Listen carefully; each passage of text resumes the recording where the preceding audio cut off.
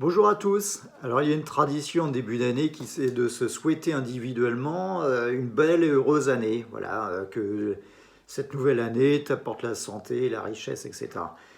Et bien moi je crois qu'il est vraiment temps de se souhaiter collectivement une belle et heureuse année, vraiment se rappelant et en ayant conscience et en élevant sa conscience qu'on ne peut pas être individuellement heureux et en bonne santé si collectivement on n'a pas cultivé et fait attention aux autres et cultivé un bonheur qui est profitable à tout le monde.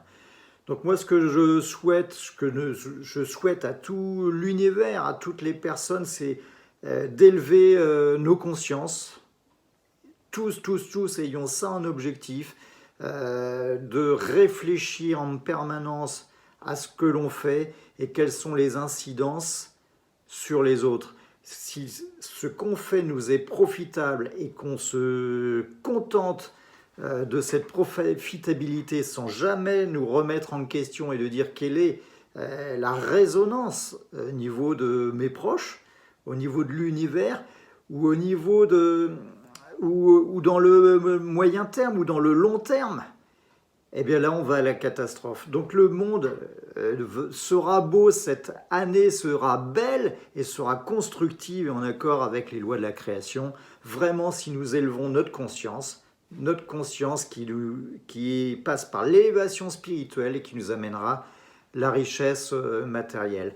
Donc ça veut dire aussi que je crois que cette année doit vraiment être une année de reset, dans ce sens où on a passé beaucoup trop de temps à cautionner des choses pour rester dans notre zone de confort, des choses qui sont préjudiciables pour la population, pour l'univers, pour la famille. Donc je parle voilà, de l'éducation qui n'est plus forcément au rendez-vous, de toutes ces valeurs qui nous étaient transmises en particulier par la religion, ces valeurs morales.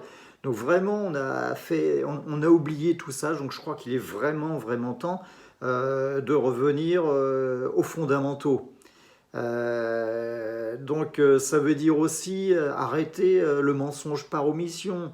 Ça veut dire arrêter de se mettre des œillères, là encore je répète, pour rester dans notre zone de confort.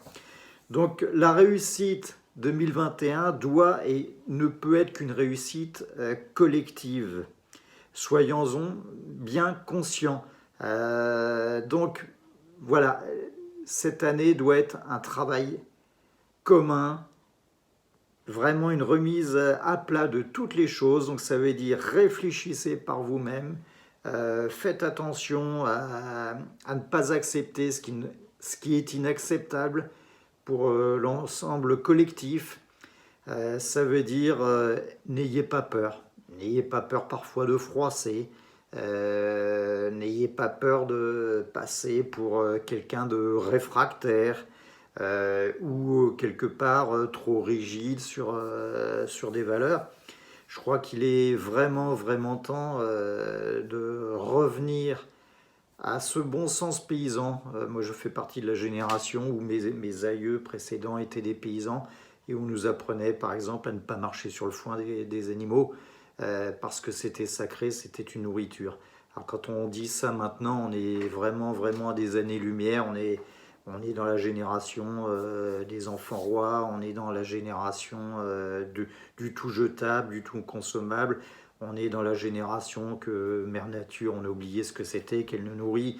On est dans la génération que, par exemple, l'égalité homme-femme qui a été obtenue au prix de sacrifice de certaines femmes pour obtenir les mêmes droits que les hommes. Aujourd'hui, on a des phénomènes dits religieux qui me font peur. Donc il y a beaucoup de choses comme ça. Il faut quand même reprendre conscience que nos aïeux nous ont laissé un capital. Donc regardons ce capital. Qu'est-ce qu'ils ont fait? Et j'ai vraiment le sentiment qu'on a dilapidé ce capital. Donc revenons aux fondamentaux. Et cette année sera une belle année de transition. Et pour que nous finissions nos vies en bonheur, nos enfants, nos petits-enfants puissent bénéficier de ce bonheur et que voilà, il y ait plus d'iniquité.